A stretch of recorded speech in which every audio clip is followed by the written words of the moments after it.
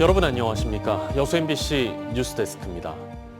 여수시가 오는 2028년에 열리는 COP33 제33차 유엔 기후변화협약 당사국 총회 유치에 본격적으로 나섭니다. COP28 유치 실패의 아픔을 딛고 내년부터 유치위원회 출범을 시작으로 2012 여수엑스포와 2026 섬박람회를 잇는 남해안 남중권 미래 비전을 구체화하겠다는 구상입니다. 최우식 기자입니다. 녹색 세상을 위한 연대를 주제로 기후재원 조성 목표에 합의하고 지난 23일 폐막한 COP29. 여수시는 아제르바이잔 바쿠에서 열린 이번 총회에 부시장을 단장으로 6명의 참관단을 보냈습니다. 이들은 여수를 중심으로 남해안 남중권에 COP33을 유치하겠다는 의지와 이에 앞서 열릴 2026 여수 세계 선박람회 개최를 적극 홍보했습니다. 개막식은 물론이고 그리스와 노르웨이 등 블루존과 그리존의 주요 섬 보유 국가관을 방문해서 홍보했고요. 국제기구 관계자들 면담을 통해서 우리의 의지를 알리고 적극적인 협조를 구하고 왔습니다. COP28 유치가 무산된 이후 여수시는 기후생태과의 COP33 유치 틈을 두고 여수 유치의 불씨를 살려왔습니다. 여수시는 우선 COP33을 여수엑스포와 섬박람회를 계승하는 또 하나의 메가 이벤트로 설정했습니다. 현재 가장 시급한 현안은 정부의 유치 의지와 국내 유치 성공인데 이에 여수시는 선제적으로 국내 개최 도시를 먼저 결정하자고 제안해 국내 경쟁의 주도권을 선점했습니다. 또 내년 상반기 안에 전남도와 함께 남해안 남중권 유치위원회를 출범시켜 본격적인 유치 활동에 나선다는 계획입니다. 이미 여수시는 전 세계에서 인터넷에 COP33을 검색할 경우 곧바로 여수가 노출되도록 하기 위한 온라인 홍보를 시작했습니다. 2026년 개최 의향서 제출 시점에 열리는 섬박람회를 COP33 유치를 위한 사전 점검과 현장 실사에도 10분 활용한다는 구상입니다. 살아있는 바다, 숨쉬는 연안이라는 2012 여수세계 박람회의 주제와 섬, 바다와 미래를 잇다라는 2026 여수세계섬 박람회의 주제를 이어받아서 COP33을 통해 전 세계의 기후위기 대응과 탄소 중립 실현에 대한 미래 비전을 국제사회에 제시하고자 합니다. 여수시는 블루카본과 그린카본이 공존하는 천혜의 자연. 하지만 탄소 배출 최대 지역이라는 역설적 현실이 기후변화 총회를 개최할 당위성으로 충분하다고 보고 있습니다. 2012년 세계박람회에서 2026년 세계 섬박람회, 2028년 COP33으로 이어지는 여수의 성공과 도전의 신화가 다시 한번 시작됐습니다. MBC 뉴스 최우식입니다. 이처럼 여수시가 유엔 기후변화협약 당사국 총회 유치에 적극적으로 나선 것과는 달리 유치에 힘을 실어줘야 할 전라남도의 노력은 미흡하다는 지적이 나옵니다. 예산도 대폭 삭감됐고 COP 유치에 나선 다른 지자체와도 비교되고 있습니다. 김단비 기자입니다. 우리나라는 지난 2011년 카타르에게 2021년에는 아랍에미리트 연합의 COP 유치를 양보한 바 있습니다. 특히 여수를 중심으로 남해안 남중권 12개 시군과 함께 추진한 COP28이 수포로 돌아갔을 때 지역의 허탈감과 상실감은 상당했습니다. 두 차례에 걸쳐서 대한민국 정부가 경쟁국에 양보를 한 것은 지역민의 입장에선 대단히 실망스럽고 정부에 대한 분노도 크다고 볼 수가 있습니다. 유치 실패 이후 전라남도는 곧바로 재도전 준비에 들어갔습니다. 2028년 개최 예정인 COP33을 전남에 유치하겠다는 뜻을 지난해 열린 28차 총회에서 공식화했습니다. COP33을 대한민국 남해안 남중권 여수를 중심으로 한 전라남도에서 경남과 함께 개최하도록 하는 게 저희들의 꿈이고 목표고 이제 여수 엑스포 이후에 가장 큰 국제 행사를 저희들이 꼭 유치했으면 하는. 하지만 이후 전남도의 행보는 제자리 걸음이라는 비난이 나오고 있습니다. 유치위원회 구성과 조례 제정 등 주요 과제들이 진전된 부분이 없고 관련 예산도 2억 원 가까이나 줄었기 때문입니다.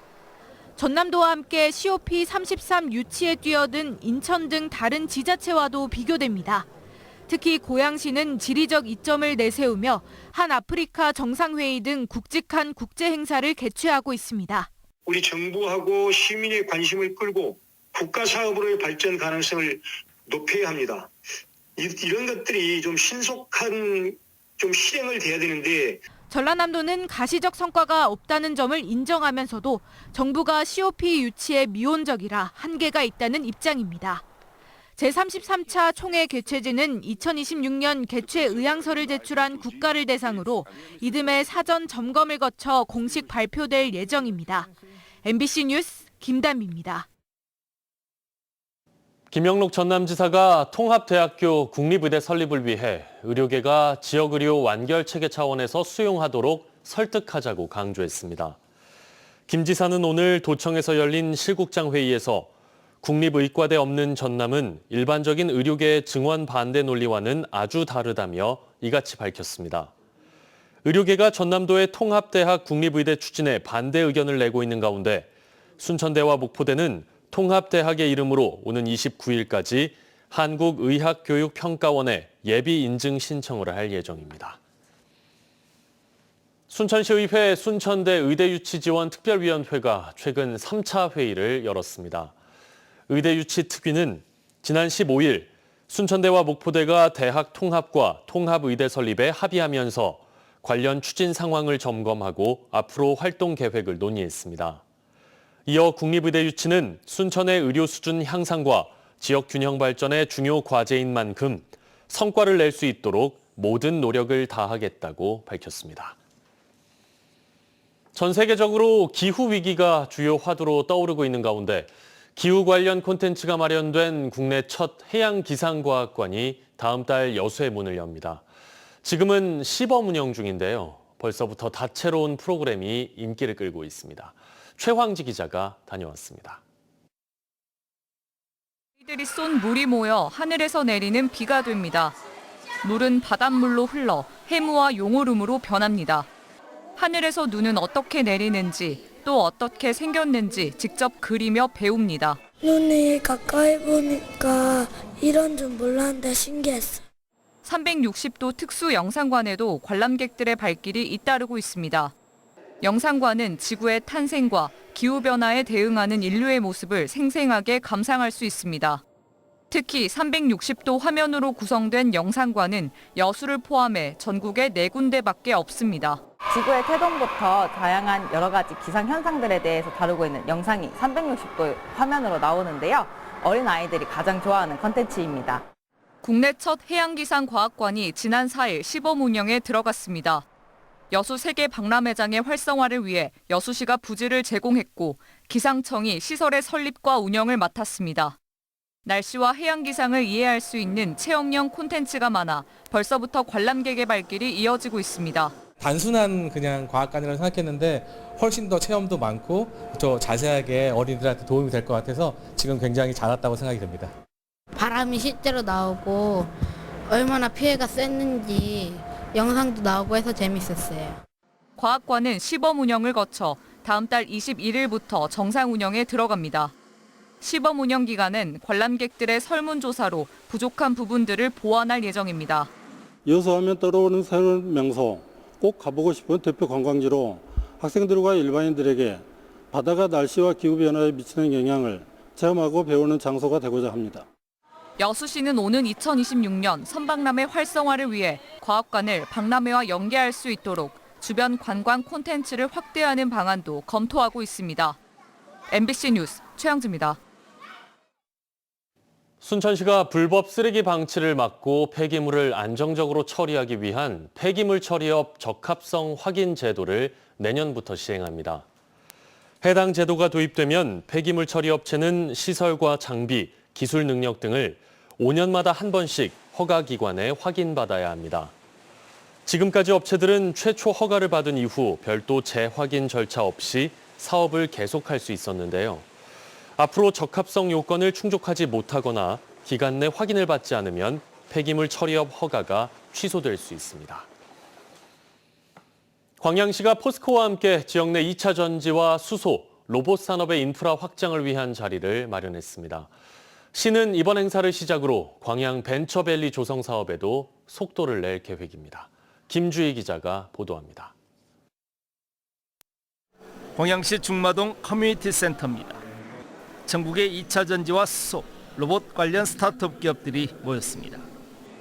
전국의 스타트업 기업 관계자들이 대기업과 지자체, 유관기관 등이 마련한 30여 개의 부스를 찾아 다양한 기업 정보와 정부 정책 방향에 대한 정보를 제공받습니다.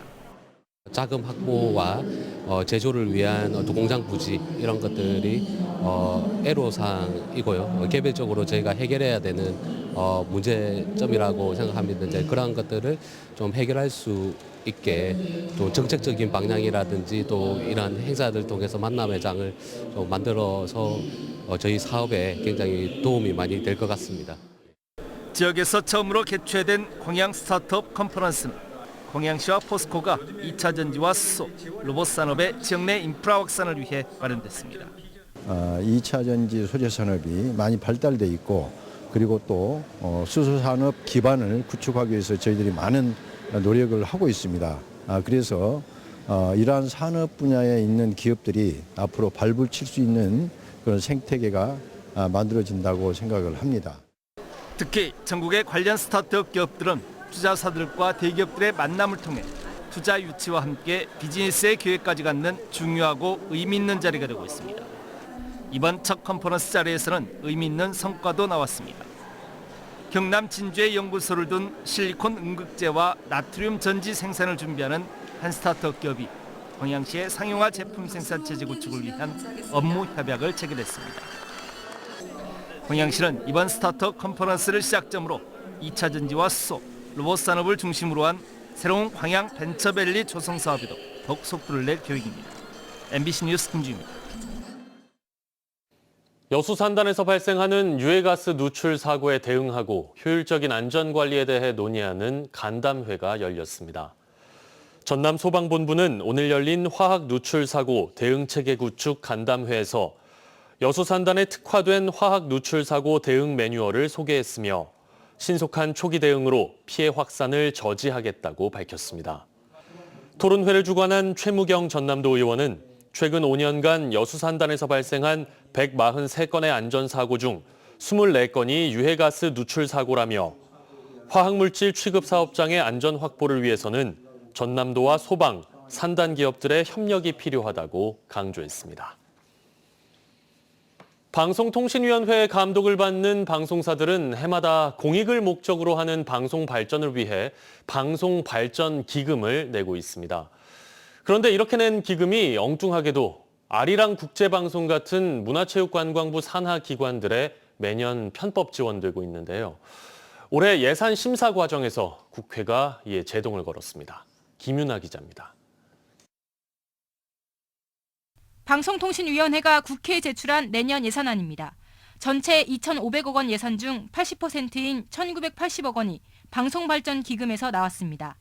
그런데 이 예산을 아리랑 국제방송에 120억 7천만 원, 국악방송에 52억 5천만 원, 언론중재위원회에 145억 원을 지원한다고 돼 있습니다. 이들 모두 방통위가 아닌 문화체육관광부 소관기관들로 방송발전기금을 한 푼도 내지 않고 있습니다.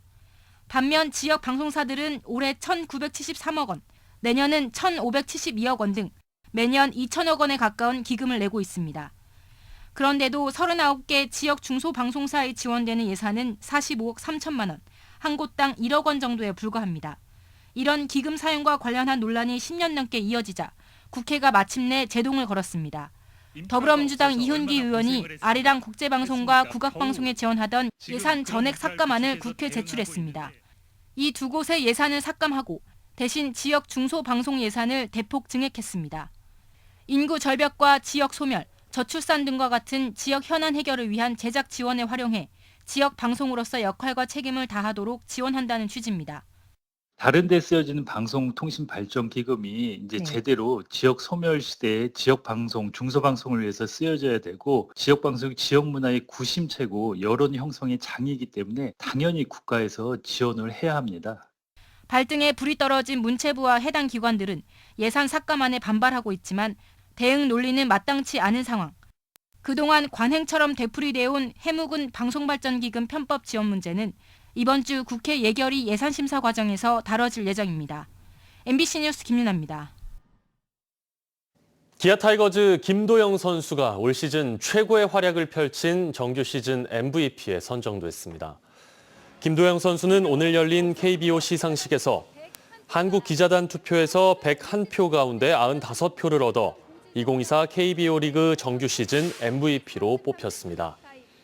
김 선수는 앞으로도 팀의 보탬이 되는 선수가 될 수 있도록 노력하겠다며 성원해준 팬들에게 감사한다는 소감을 밝혔습니다. 김 선수는 또 장타상과 득점상 부문까지 2개 부문을 휩쓸었고 기아 타이거즈의 마무리 정혜영은 세이브상, 제임스 네일은 평균 자책점상, 유격수 박찬호 선수는 2년 연속 수비상을 받았습니다. 거리에서 알지도 못하는 10대 여성을 살해한 박대성이 두 번째 재판에서도 일부 혐의를 인정하지 않았습니다. 오늘 광주지법 순천지원에서 열린 두 번째 공판에서 박대성 측 변호인은 살인은 인정하지만 살인 예비 혐의에 대해서는 부인했습니다. 변호인은 술을 마신 상태에서 기억이 나질 않아 살인 예비를 범한 목적이 있었는지 단정하기는 어렵다고 밝혔습니다. 박대성은 지난 9월 26일 자정 무렵 순천시 조례동의 한 도로에서 10대 여성을 흉기로 살해하고 2차 살해를 목적으로 홀로 영업장을 운영하던 여성만 노려 살인을 시도한 혐의로 재판에 넘겨졌습니다. 광양시가 섬진강 망덕포구 공중 하강 체험 시설의 공식 개장을 앞두고 무료 체험의 기회를 제공합니다.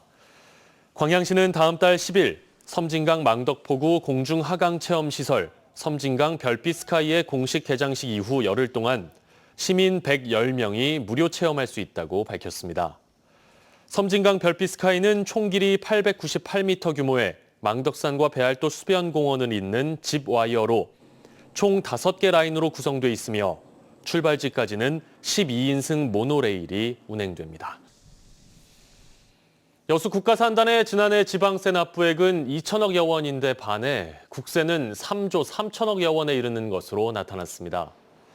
여수시 여수산단 공동발전협의회가 최근 공장장 협의회 소속사 38개 기업을 대상으로 조사한 현황에 따르면 여수산단 입주기업 가운데 여수시에 본사를 둔 기업의 비율은 36.9%, 서울에 본사를 둔 기업은 47.4%였으며 여수산단 입주업체가 생산하는 석유화학 제품의 양은 국내 총 생산량의 49.3%를 차지했습니다. 또 지난해 여수산단의 지방세 납부액은 2,054억 원, 국세 납부액은 3조 3,691억 원이었고 여수산단의 매출액은 92조 1,034억 원으로 전년에 비해 19조 원가량 줄었습니다. 광양시가 올 한 해 관내 농촌 마을을 방문해 모두 700여 대의 농기계 수리 서비스를 제공했습니다. 광양시는 올해 2월 광양읍 월파 마을을 시작으로 현재까지 관내 모두 100개 마을을 방문해 농업인 440여 명이 소유한 농업기계 700여 대에 대한 수리 정비 서비스를 제공했습니다. 광양시는 농기계 수리 서비스와 병행해 광양경찰서 어르신 안전 드림팀과 함께 야간 운행 시 위험한 경운기 전동차 등에 대한 야간 반사판을 부착하고 교통안전 용품을 배부하는 활동도 함께 진행했습니다. 내년 정부 예산안 심사가 막바지에 접어든 가운데 여수시가 지역 현안 예산 확보와 증액에 적극 나서고 있습니다.